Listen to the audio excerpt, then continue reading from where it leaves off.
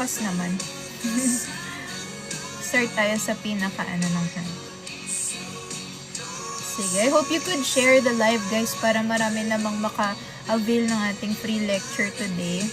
Kasi sobrang tagal na ng last time ako nag-live was ilang weeks na ba ago.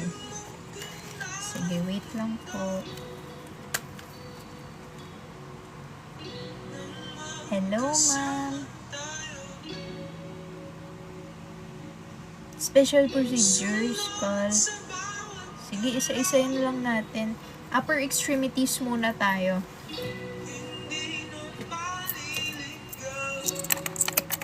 Upper extremities. Backcam na po ako. Sige. I hope you could share the live para marami naman pong makapanood. Hi, ma'am. Shoutout from Bohol. Hello po. Good luck. Ay, naging RRT na pala sila. Hello, Bohol. When po magkakaroon ng mini version ng mga book? Di ko po alam. Kasi wala pa po akong time. Sige, go. Sige guys, if may tanong kayo, baka hindi ko na siya masagot. Kasi mag-start na tayo ng lecture. Para makatulog naman tayo ng early tonight. Ready na ba? Ready na ba kayo? Ma'am, babalik ka ba sa Bohol mag-review? As of now, wala pa po akong schedule na Bohol. Pero meron na po ako Baguio and Manila. Di ko pa po alam kay Sir Mark kung saan niya ako itatapon this review season. Sige guys. Pag nakabalik ako ng Bohol, mag-celebrate tayo. Yung mga naging RRT na last year. Inom tayo, and then ako nang bahala sa one case ng Red Horse. Sige, pag nakabalik ako ng Bohol, anong bahala, one case ng Red Horse. Diba? Pagkalat mo yan sa mga naging RRT na dyan. Babalik ako dyan, magdadala ng one case ng Red Horse.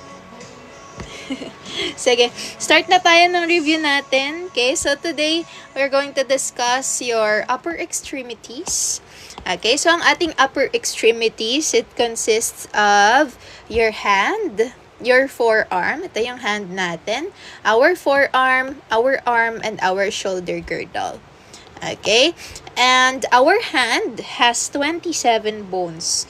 Okay, meron tayong 14 phalanges sa hand. Ito po yung ating phalanges. Ang phalanges natin, meron tayong distal, middle, and proximal phalanx. Okay? Except for the phalanges of the thumb. Okay, so makikita naman natin guys, ito. Diba? We have your proximal, middle, and distal. Pag sinabi po nating proximal, it's nearer to the point of attachment. So this is our point of attachment. So this is our proximal phalanx, middle phalanx, distal phalanx. Except for the thumb, dahil dalawa lang po ang phalanx natin or phalanges natin sa thumb. We only have your proximal and distal phalanx. Okay? Ano pa ba? Your metacarpals. Our metacarpals are the bones of the palm. So, dito po siya. If this is our phalanges, this is our metacarpal bones. Meron po tayong 5 metacarpals. And when we count or when we name the metacarpals, we will always start with the first digit sa thumb side. Okay? So, this is the first digit, second, third, fourth, fifth. So, this is the first metacarpal, second, third, fourth, fifth. Okay, so meron again tayong 5 metacarpals. And if we close our fist, dito po yung knuckles natin, this will be the head of the metacarpals. Okay, this is the head of the metacarpals. Yung lumalabas, yung knuckles natin. And then this is the body, and this is the base. Okay, base, body, head.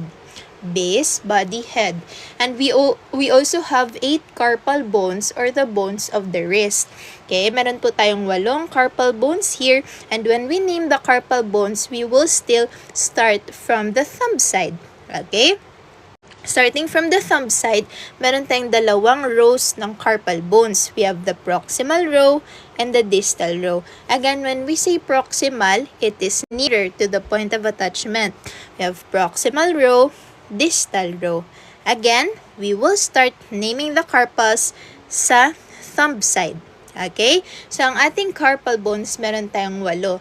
Ang aking mnemonics for this is this one. Proximal carpals. She likes to play. Sa distal naman, try to chase her. Meaning, for the proximal carpal, starting with the thumb side again, we have scaphoid, lunate, triquetrum, pisiform. Again, scaphoid, lunate, triquetrum, pisiform. And then, sa distal row, starting with the thumb side again, we have trapezium, trapezoid, capitate, hamate. Okay? Again, trapezium, trapezoid, capitate, and hamate. Okay? Sige. Next, guys. So, ito siya. Okay, next. Yan. Kapag hindi nyo pa kabisado yung ating carpal bones, pwede ninyong i-screenshot yan. Okay? So, again, mnemonics natin, she likes to play, scaphoid, lunate, triquetrum, pisiform. Try to chase her, trapezium, trapezoid, capitate, hamate. Okay? Meron din tayong tinatawag na carpal sulcus or carpal canal or tunnel view. Our carpal sulcus is found when we do this one, hyperflex the hand. So, makikita natin siya dito, and dito situated ang ating median nerve. Mamaya, makikita natin, kasi sometimes, di ba, may mga pasyente or mga tao na they always write. So, naiipit ang median nerve dito, or common siya sa mga ultrasound technologies kasi nga 'di ba mahawak sila palagi ng probe. So nako-compress yung nerve dito. So merong tawag diyan mamaya. Again, yung nerve natin dito nasa gitna siya ng ating carpal sulcus or carpal canal.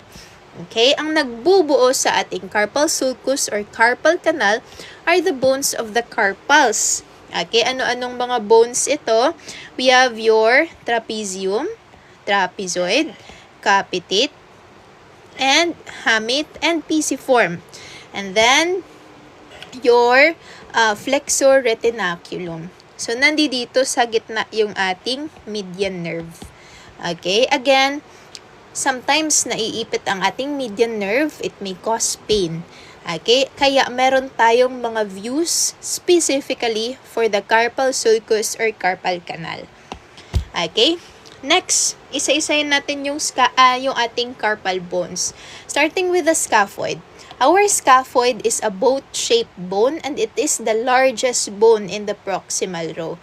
Largest carpal bone in the proximal row. Always po na-fracture ang ating scaphoid. Kaya mamaya, makikita ninyo na napakaraming projections and methods ang para lang sa scaphoid specifically. Okay? Our lunate naman is our moon-shaped bone. Our pisiform is P-shaped and the smallest of the carpal bones. Ma'am, pwede po mahingi PPT. Sorry ma'am, hindi ako nabibigay ng soft copy kahit po sa mga review centers kasi talamak ang bentahan ng PPT ngayon. I'm so sorry guys. Okay, next is trapezoid. Our trapezoid is a wedge-shaped bone. Kaya siya tinawag na trapezoid kasi meron siyang 4 sides. Like a trapezoid. Okay, and it is the smallest in the distal row naman. Okay, our capitate naman is the largest of all the carpal bones. Yun yung pinakamalaki. And our hamate is distinguished by this hook-like process called the hamulus. Okay. The metacarpal bones. Again, ang metacarpal bones natin meron tayong 5. We will start again by naming dito sa thumb side. 1, 2, 3, 4, 5. Dito po makikita ang ating metacarpal bones. When we close our fist, then dito po yung knuckles natin. Yung knuckles natin are the head of the metacarpals. Okay? Okay, so our metacarpals articulate with the phalanges at their distal end. So, meron tayong tinatawag na mga joints, guys. Okay, pag sinabing joints, ang dinudugtong nito are both bones. Okay, so meron tayong mga joints here. From the metacarpals to the phalanges. When we name a joint, ang pangalan ng joint kasi are the dalawang buto na pinag-join nito. Okay, so can you guess guys, anong joint ang makikita between your metacarpals and phalanges? Between the metacarpals and phalanges. Anong joint yan? Sige, comment nga kayo kung nandito pa kayo. Internship na namin sa July 13, ma'am. Wow. Good luck, guys. Yes, tama po. MCP joint. So, this one is the metacarpals. This is the phalanges. So, this is your metacarpophalangeal joint. How about here? Between the carpals and metacarpals. Anong joint ito? CMC. Very good. How about here? Dalawang phalanges. Dalawang phalanx. PIP. Interphalangeal joint. Very good. Dito kasi, sa thumb natin, wala tayong proximal and distal interphalangeal joint. Ito lang, interphalangeal joint lang siya. Pero here, sa 2nd, 3rd, 4th, 5th, this is your proximal interphalangeal joint. This is your distal. Proximal, distal, proximal, distal. Okay? Basta that is your interphalangeal joint. Okay, tatandaan natin again guys, yung CMC here, carpo, metacarpal joint, MCP, metacarpophalangeal joint, interphalangeal joints. Okay, kasi mamaya maririnig nyo siya ng paulit-ulit. Okay, and we have your phalanges. Yun nga, yung phalanges natin, meron tayong head, body, and shaft. Head, body, and base din, similar to the carpals. And the bones of the forearm, we have radius and ulna. Ang radius natin nandito sa thumb side. Ang ulna natin nandito sa pinky finger side. Radius, ulna. Okay, sige guys. Radius or ulna, alin dito ang situated medially? Radius or ulna? Radius or ulna, medially located. Yes, very good. Ulna. Ulna is medially located. Your radius naman nandito sa lateral side. Okay, radius, lateral side. Ulna, medial side. Kasi nga, babalik tayo sa anatomical position ng pasyente na naka-palms forward ang ating pasyente. Okay? Yes, very good. Okay? And our arm or our humerus naman is nandito. Okay, ano pa yung mga need natin tandaan dito? We have here your radius and ulna again. Our radius is located on the lateral side and meron tayong joint dalawa here between the radius and ulna. Again, when we name a joint, pangalan siya ng dalawang buto. So, the joint here between the radius and ulna is your radio-ulnar joint. Dalawa yan. Radio-ulnar joint, radio-ulnar joint. Again, kapag malapit sa point of attachment, proximal. So, this is your proximal radio-ulnar joint. And this is naman your distal radio-ulnar joint. Okay, if you notice guys, we have no clear attachment between the radius and the humerus. Yan, kasi yung radius natin, nandito lang siya nakadikit sa ating ulna. And then yung ulna naman natin, dito nare-receive yung ating humerus. Anong joint naman ang nabubuo dito guys, between the humerus and the ulna? Sa remarkable po kayo. Yes po, remarkable po ako. Kita po tayo kapag nag-enroll po kayo sa remarkable. This August, hindi pala August, September and October. Elbow joint, very good. Elbow joint. Okay, so meron tayong elbow joint there. So meron din tayong mga projections and methods for the elbow joint. Ano pa ba ang need dito tandaan? Here. our olecranon process and your coronoid process. So, ang olecranon process natin, nandito na siya sa posterior part. Eto, kita ninyo guys, this is your ulna. Yung olecranon natin, nandun na siya sa posterior. So, ito na yung parang siko natin, here. This is the ulnar side, the olecranon process. Ito na yung siko natin. Okay, and situated anteriorly here, kasi if ma-visualize ninyo, yung ulna kasi parang nakaganito, 'di ba? Naka-U siya. Okay, so yung nandito, this is the olecranon process, and then pa-curve siya ng ganyan, nandito yung coronoid. Therefore, the coronoid process is nasa anterior side. Sa likod nito is the olecranon process. Okay? Okay, yan yung mga dapat natin tandaan. Olecranon posterior, coronoid anterior. Capitulum. Okay, capitulum and trochlea. Sige, can you guess guys, ano ang medially located? Capitulum or trochlea? Ano yung medially located? Capitulum or trochlea? Ano po yung mga cluster? We have 5 clusters sa board exam. Cluster 1, Physics. Cluster 2, IPE. Cluster 3, Positioning. Cluster 4, Patient Care, Ethics, Jurisprudence. Cluster 5 are all the rad sciences. Yes, very good. The medially located is your trochlea. Ang tinatandaan ko lang dito guys is TM. Trochlea, medially located. Ganon din sa lower extremities. 'Di ba? Sa leg natin, meron tayong tibia and fibula. TM pa rin, meaning tibia is medially located. Trochlea is medially located. Tibia is medially located. Okay, TM lang, tatandaan natin. Okay, and your condyles. We have 2 condyles sa ating humerus. Again, the condyles are found here sa ating humerus.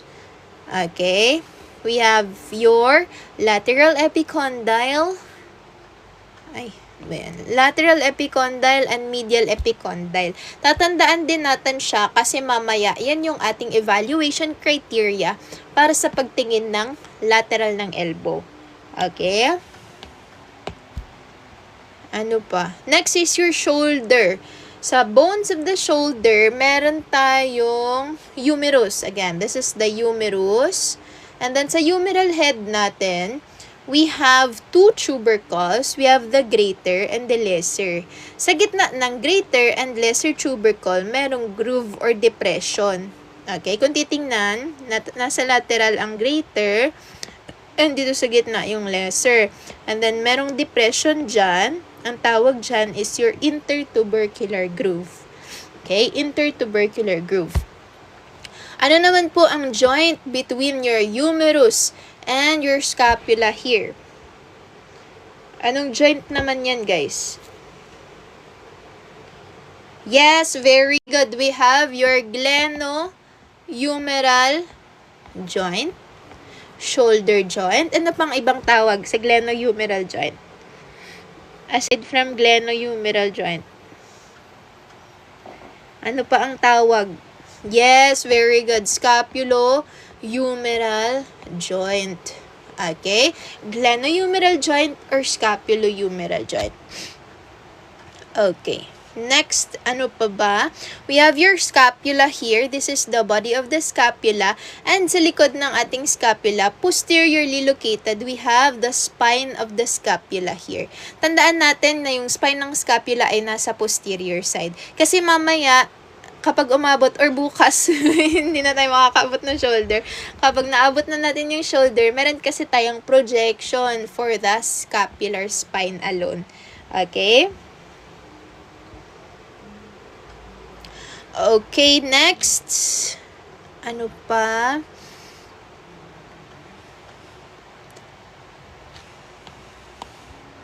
Okay, so yun ang ating anatomy of the upper extremities. Okay. Next naman are the different clinical indications. First one is the fracture. Pag sinabi nating fracture, it is a break in the continuity of the bone. Kapag nabali ang buto, that is a fracture. Meron tayong iba't ibang klase ng fracture. We have open. Pag sinabing open, nabali ang buto and then nag-pierce out sa skin. That's an open fracture. Pag sinabi namang comminuted, nabali ang buto sa maraming pieces. Yan, comminuted. Pag sinabi naman nating impacted, once nabali ang buto ng ganyan, pumaloob siya doon sa isang part. Okay, that's impacted. And green stick naman is a partial fracture, meaning nabali siya pero parang partial lang siya. Hindi siya yung totally na break. Okay, that's a green stick fracture. Common siya in children. Okay, next are the clinical indications. Mag-live po ba kayo bukas, ma'am? Titingnan natin kung hindi po ako pagod bukas. Pero hopefully kasi weekend naman bukas.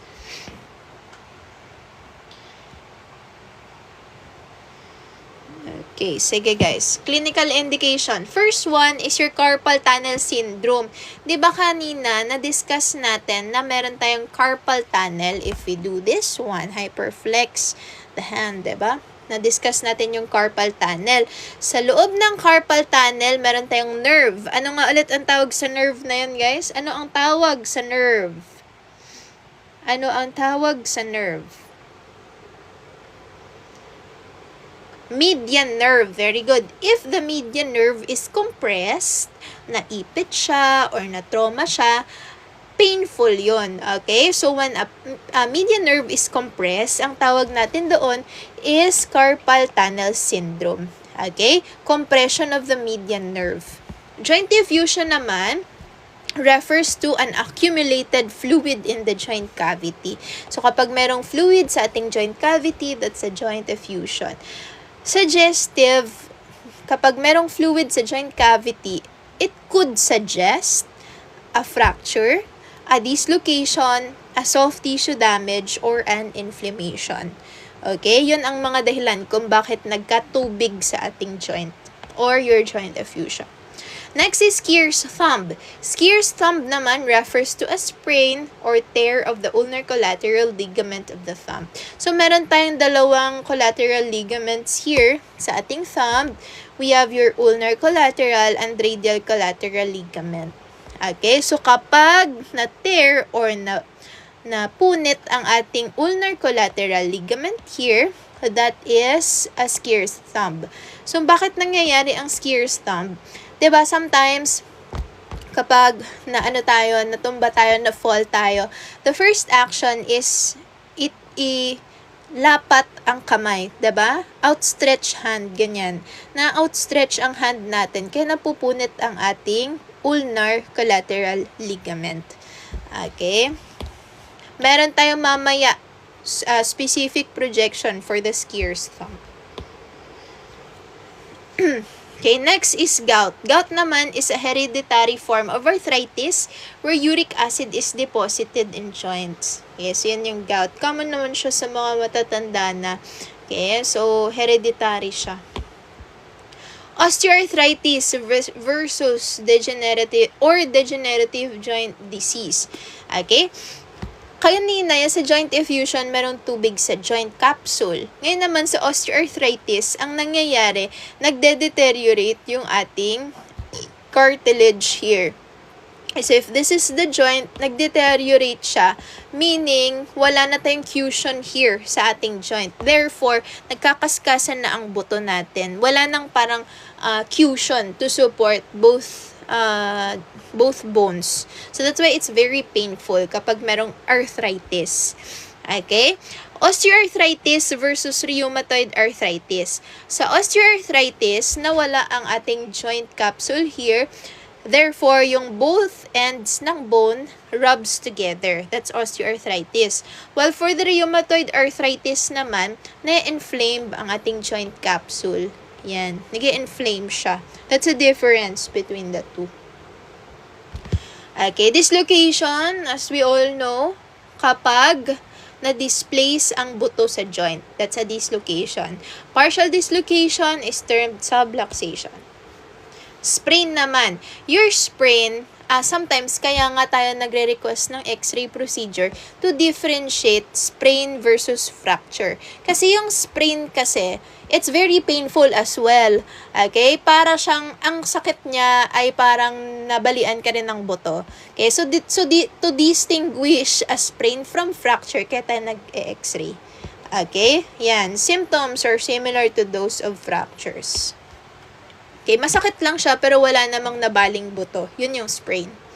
Okay, so next is different types of upper limb fractures. Okay, so we have first your boxer's fracture. Fracture siya ng ating fifth metacarpal. Yan, fracture of the fifth metacarpal. Kasi 'di ba, parang tinawag siyang boxer's fracture kasi kapag susuntok ka, ito yung nauunang tumatama. Yan. Yan. Okay, kaya na-fracture ang fifth metacarpal, so that's a boxer's fracture. Next, Coles versus Smith's fracture. Yung Coles fracture, fracture of the distal radius. Yung Smith, fracture din siya ng distal radius. What's the difference between the two? Again, Coles and Smith, both are fracture of the distal radius. Ang kinaibahan lang nito, si Coles, pag na-fracture ang distal radius, madi-display siya posteriorly.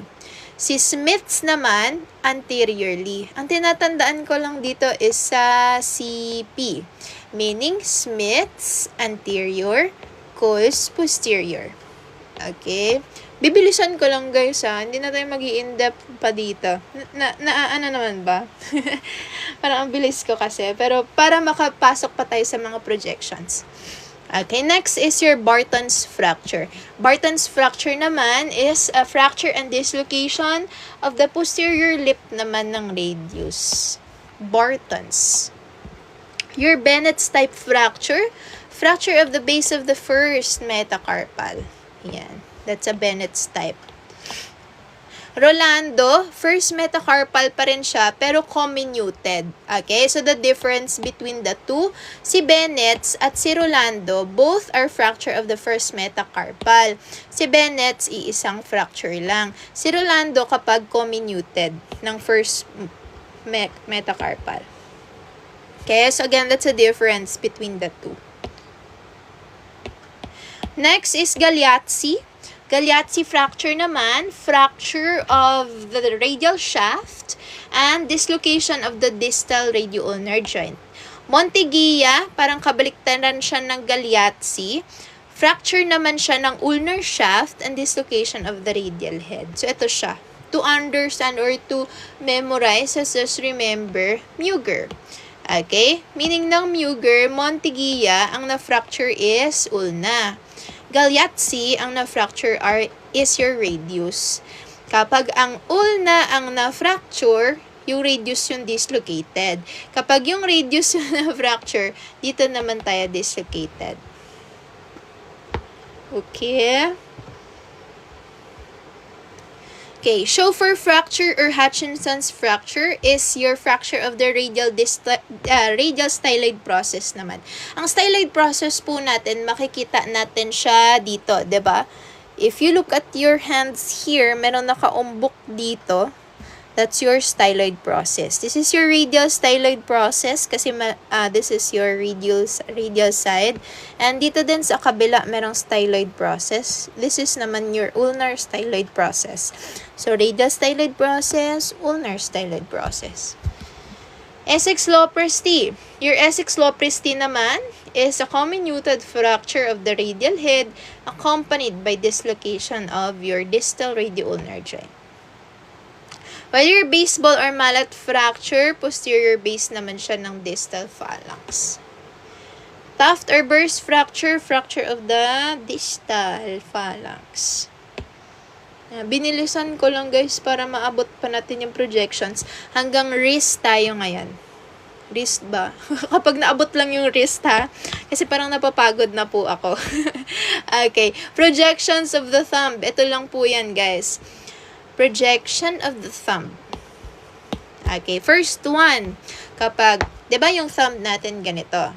This is the thumb. Okay, kapag in neutral position ang ating hand, we look at the thumb here, naka-oblique siya. Okay? So, kapag gusto natin ng oblique projection, ipropronate lang natin yung ating hand. Okay? Pronate ng hand, naka-oblique ang thumb. And then, if we cup or arc the hand, yan, notice guys, the movement of my thumb. Okay? From pronation, I will cup it, magiging lateral siya. You can also try it sa inyong desk. Kapag meron kayong desk dyan. From pronation, I will cup or arc my hand, magiging lateral ang thumb. Now, if I internally rotate my hand naman, magiging AP siya. Okay? And kapag lateral, kapag naka-lateral naman, PA naman siya. Of course, with added OID lang tayo. Okay, again, yan, pronate, oblique ang thumb. Kapag gusto ko siyang ilateral, cup or arc ko lang ito. Na-notice nyo ba ang difference between the two? Cup or arc, lateral. Internally rotated, AP. Lateral, PA. Okay? Sige, pwede ninyong i-screenshot yung ating slide.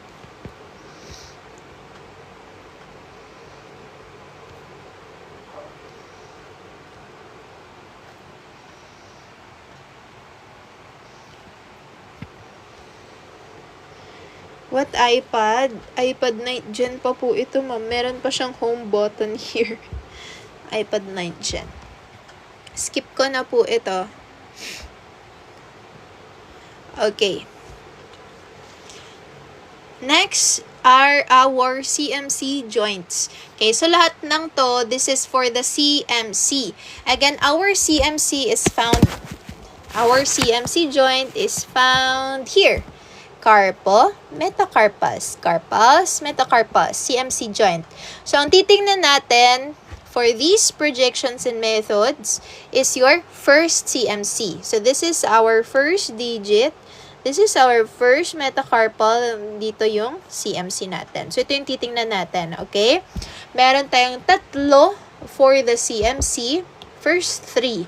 We have your Robert, Louis, Long, and Raffert. All for the CMC. Ang pinagkaiba lang nito guys is your reference point and central ray. Si Robert, perpendicular lang siya to the first CMC joint. Si Louis naman, it's angled 10 to 15 degrees proximal to the MCP joint. Okay? So again, when we say CMC, dito siya. Carpo, metacarpal. Pag sinabi naman nating MCP, metacarpophalangeal. Okay? Carpo, metacarpal, metacarpophalangeal. Okay, so this one, si Robert again, perpendicular to the first CMC. Si Louis is 10 to 15 to the first MCP. While si Long and Raffert is 15 to the first CMC. That's the only difference between the three. Next is your Burman. Again guys, all of this is for the CMC. Okay? Robert, Louis, Long, and Raffert. Next is Burman. Si Burman naman, ito yung only projection na merong 18 inches SID. Kapag binabaan po natin yung SID, ano pong mangyayari sa ating magnification? Decrease SID. What happens to magnification? Tataas ba or bababa? Yes, very good. Tataas ang ating magnification. Therefore, si Burman method, gumamit siya ng SID na 18 inches para makakuha tayo ng magnified concavo-convex profile of the first CMC joint. Okay? Apat na po ang ating for the CMC. We have Robert, Long, and Raffert, and Louis. And etong Burman. Out of all the four, sa apat sa kanila, ang gumagamit ng 18 inches SID is Burman. Okay? Ikanon pa rin ang ating position, nakaganito pa rin, internally rotated. Okay, so 45 degrees naman siya towards the elbow at the first CMC. Okay, so again, meron tayong 4 for the CMC joint, and to summarize, we have Royals, Love, Long, Banana.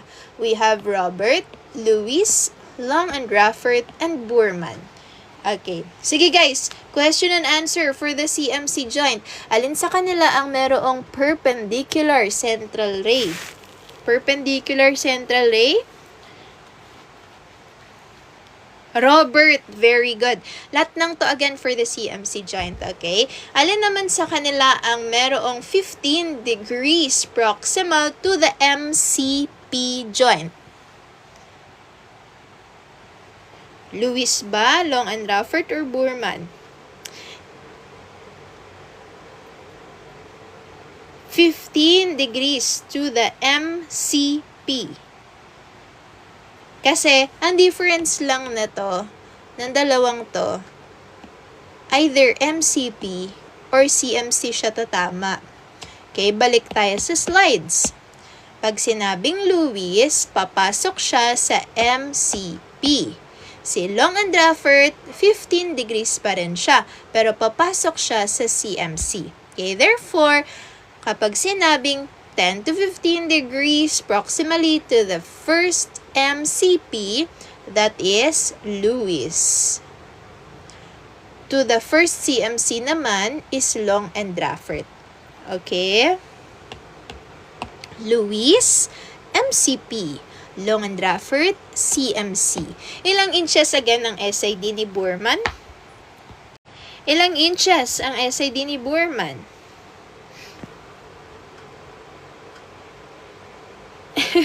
Yun ko lang na-gets. Graduate na ako. Grabe naman. Kukuha na ba kayo ng board exam? Yes, very good. 18 inches SID po si Boorman. Therefore, ang makukuha natin for Boorman is a magnified concavo-convex image of your CMC.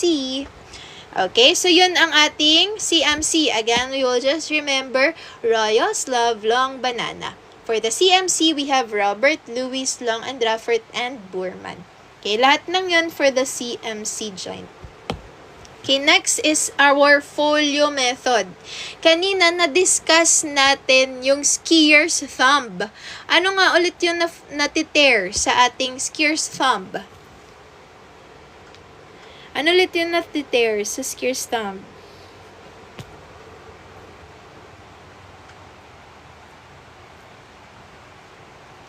Yes, let's go. RRT 2026. Yes, very good. Ulnar collateral ligament. Okay, so our method for the ulnar collateral ligament tear or our skier's thumb is folio method. Our folio method is a PA stress thumb projection. Okay, pag sinabi nating PA stress thumb projection, diba, ang kukunan natin is the PA of the thumb. Ito. PA. Kasi 'di ba, if we go back to the anatomical position, this is the anterior side, this is the posterior side. Okay, so sa PA stress thumb, naka-PA ang thumb. Ang tinawag siyang stress thumb because of the stress na nilagay natin sa ating thumb. Paano ba natin bibigyan ng stress ang thumb? Gagamit tayo ng roll of tape here sa gitna. And then, lalagay tayo ng rubber bands between both thumbs. And then, before exposure, ask the patient to pull the thumb with the bands in. Okay, yun po ang stress natin na binibigay sa thumb. Paano ba natin ma-distinguish ang ating skier's thumb sa ganitong projection or method? Ito po siya. Okay? Again, central ray natin perpendicular lang. Okay? Diba nagbibigay tayo ng stress ng ganyan? Okay? Kapag merong torn ulnar collateral ligament, magi-increase po ang ating angle here. Okay, yan. Kasi nga, merong dito? Tear dito. Or napunit yung dito na part. So, pag lagay natin ng stress, lalaki ang angle here.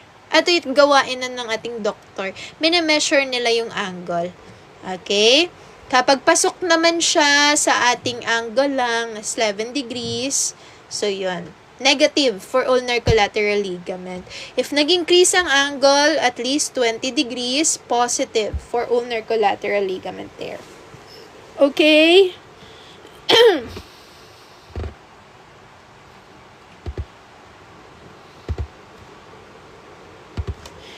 Meron po akong YouTube, pero hindi naman po ako nag-upload masyado.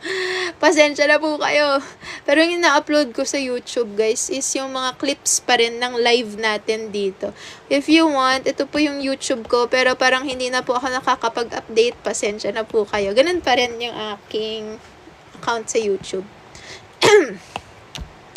Okay, so yun ang ating special projections para sa thumb and sa CMC. Okay, again, sa ating CMC, we have Royals Love Long Bananas. Alin sa kanila ang may perpendicular central ray? Perpendicular central ray?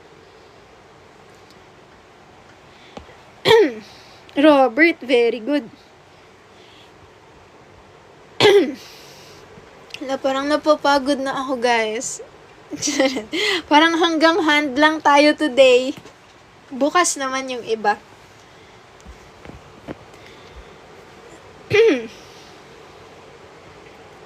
Wag muna, ma'am. Hala, may duty pa ako bukas. Inom water. Grabe naman. Sige. Let's go. Hand projections. Okay, PA projection of the hand. I think very basic lang ito, guys. PA. Ito na lang. PA projection, general survey. Yan na lang tatandaan natin. Alam niyo na yung PA. Perpendicular lang siya to the third MCP. Yung lateral, meron tayong either yung lateral na in extension. Pag sinabing in extension, nakaganito lang. Normal flexion, ganyan. Kasi sometimes may mga pasyente kasi na hindi kayang mag-extension. Okay? Extension, normal flexion, and fan lateral. Okay, ito, fan lateral. Those are the three laterals. Kapag in extension ng ganyan, tinitingnan natin kapag merong foreign bodies. Ang foreign bodies kasi, mas kitang-kita siya sa extension. For example, merong nails dito. Nail, pako, okay? So, makikita siya sa in extension. Kapag naka-fan lateral naman, 'di ba? Makikita natin yung individual phalanges. Okay, yung inflection naman, ginagamit lang siya for patients who cannot tolerate a fan lateral or yung in extension na lateral. Same pa rin, perpendicular to the third MCP. Okay, next is for your obliques. PA oblique. Yung PA oblique natin, for the hand, 45 degrees.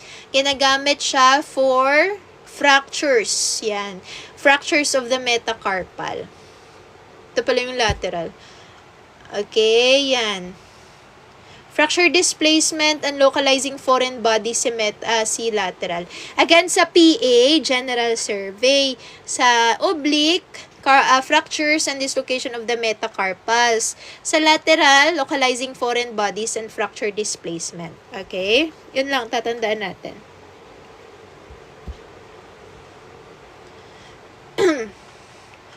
Okay, so ito guys, para mapadali ang inyong buhay. Yan. Fan lateral, routine lateral projection, preferred lateral projection of the hand kasi nga mas kita yung individual digits. Lateral in extension, best demonstrates your foreign bodies. Lateral in flexion, best demonstrate anterior or posterior dislocation of the metacarpals. And lateral in palmar flexion. Yung lateral in palmar flexion, dito naman tayo mag-flex. Parang ganito siya. Okay, ang makikita dito is the carp bossu or your carpal boss. Okay, ito, special methods. Special methods for the lateral. Kasi 'di ba yung lateral ganito? Ang makikita kapag lateral in extension, foreign bodies and fracture displacement.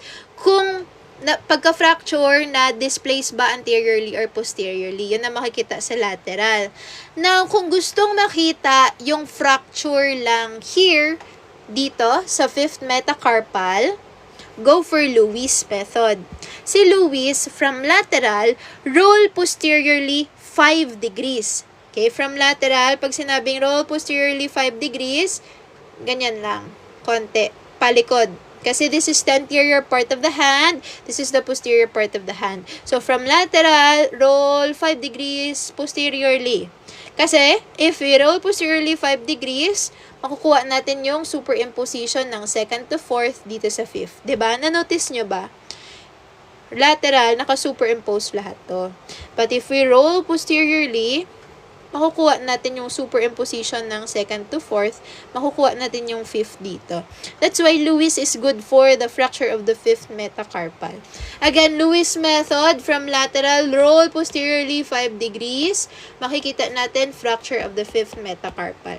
Fracture of the fifth metacarpal. Again, ilang degrees ulit guys kapag PA oblique ng hand? Ilang degrees ang ating obliquity sa PA oblique ng hand? Sige, PA oblique ng hand, ilang degrees?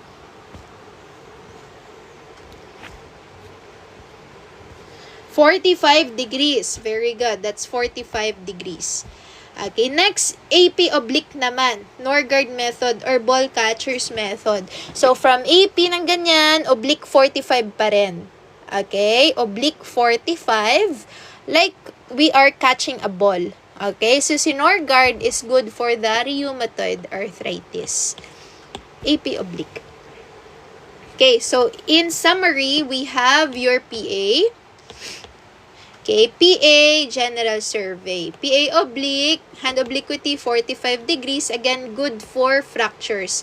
Lateral, localizing foreign bodies and fracture displacement, while your fan lateral is for the individual phalanges. Okay, next, Lane, Kennedy, and Kushner. Again, kanina na-discuss ko yung for the fracture of the fifth metacarpal. Anong method ulit yun? Anong method ulit yun, guys? Fracture of the fifth metacarpal. Lewis, very good. Ilang degrees rolled posteriorly? Si Lewis.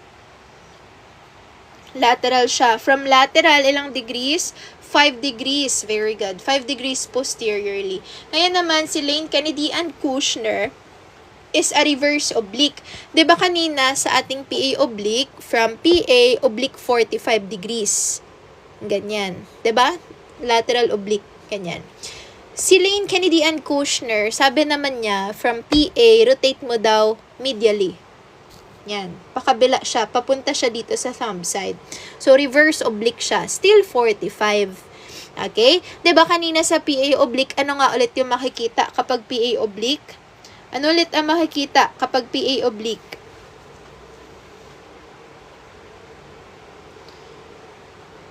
Magpo-post po ba kayo sa YouTube? Depende po. Depende. Fractures, very good. Kapag PA oblique, fractures. If hindi natin makita yung fracture sa PA oblique, pwede tayong mag-reverse oblique, which is your Lane, Kennedy, and Kushner. So, from pronation, oblique pa, medial. Ganyan. Okay? Ang makikita sa Lane, Kennedy, and Kushner is for your metacarpal. Severe metacarpal deformities or fracture. Okay? So, kapag hindi nakita doon sa oblique na ganito, PA oblique na 45, go for Lane, Kennedy, and Kushner or reverse oblique. Ang makikita again sa Lane, Kennedy, and Kushner is severe metacarpal fractures. Next is Callen. Hala, nagasulit-sulit. Yung akon, slides. Okay, si Callen naman is a tangential oblique. Si Callen is for the metacarpal head fractures. Okay, again, si Lane, Kennedy, and Kushner, severe metacarpal fractures or deformities. Si Callen, metacarpal head fractures. So, paano i-perform si Callen? From pronation, rotate the hand 40 to 45 towards the ulnar surface. So, this is the ulnar surface of pinky finger. And then, 40 to 45 forward. Ganyan siya. So, parang oblique mo siya and then roll forward. Ang makikita is this one, the knuckles or the metacarpal heads. Again, parang ganito siya. from pronation, rotate, and then forward. That's why ang makikita is the knuckles here. Therefore, si Callen is a tangential oblique projection for the metacarpal head fractures. Okay, metacarpal head fractures. Okay, Lewis again. Yan. 5th metacarpal. Norgard. Okay, so in summary, yan. Screenshot nyo na lang. Lane Kennedy and Kushner for severe metacarpal deformities. Callen for metacarpal head fractures. Lewis for fracture of the 5th metacarpal. And si Norgard naman is for the rheumatoid arthritis. Okay, so yun lang muna guys. Nasa YouTube ba yan ang PPT? Ang PPT, hindi pa ako nambibigay ng copy. Okay, so yun lang po muna guys kasi it's almost 9:30. Wala, may duty pa ko buwas guys. Buwas naman. Kita ay naman ta buwas kay weekend. Tomorrow is weekend. Ay na, no, Paul, ginapa kami diya, Paul, alas 8. Hamba ko lagi alas 8. Nangakig. Buwas naman, Paul, alas 8, gyapon, buwas. Bukas, mag-proceed tayo ng wrist to elbow naman. Pasensya na po kayo, sobrang bilis kong mag-lecture, pero sana naman may natutunan kayo. Bukas, wrist and elbow tayo. Or kapag may time, baka pumunta pa hanggang shoulder. Taga-diin ka, ma'am. Taga-Bacolod, Lecturer po ba kayo ng Remarkable? Yes po, magle-lecture po ako sa Remarkable this upcoming review season. Abangan niyo po ako sa Remarkable. Thank you po! Merrills po ba book reference ninyo? Yes po, Merrills po. Di po ako nagbibigay ng PDF, ma'am. But if you want to avail my reviewers, nasa yellow basket lang po siya. Kasi maraming nagbibenta ng PDF. Yung mga binibigay ko nga na free lang na books like Aputon, Lange, Q&A, nabibenta pa rin siya. Nasa Radtech PN. Yung nagbibenta ng link ko. 8 p.m. Tom? Yes, 8 p.m. Kapag hindi naman saktong 8 p.m., patawarin nyo naman po ako. Pero bukas, magre-review ulit tayo. Hindi po ako nagtuturo sa PTLC. Remarkable po ako. This upcoming review season, meron akong schedule sa Remarkable Baguio and Remarkable Manila. Ako yung magtuturo ng Cluster 3. Cluster 3 ng positioning and special procedures. Depende pa. But, yun po kasi yung parang naging naging forte ko na sa review center, yung Cluster 3. Yes, thank you guys. I'll see you again next time. Bye guys. Bye-bye po. Bukas naman kayo may duty pa ko buwas. Duty pa ko buwas. Number 4 po, kasali na ba yan sa exam? Basket number 4. Hala guys, oo nga pala, meron na pala tayong flashcards. Ayan, 2 na lang. Eto guys, matagal nang nagre-request kayo, 'di ba, na mag-flashcards. So kanina meron akong free time, papakita ko na lang yung flashcards.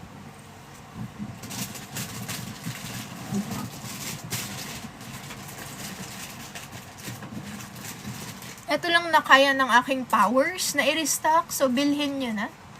Kasi kapag, ay naku, ma-request naman kamuda nga ma-restock nga wala. Naku, di ganit, chimpo, para sa kugalingon. Ano yung ating flashcards? This is the Rad Farm flashcards. Nandito lahat ng radiopharmaceuticals natin. Starting with the Half-Lives. Yan. Una-una, nalang ka sa flashcards. Kaya wala na kuya chimpo. Yung mag-punch. Ginalaminate ko pa ni isa-isa, guys. So, lang tawa nyo. Ginalaminate ko siya. Tapos, i-punch ko pa siya. Tapos, ko pa ding edge. So, hindi na lang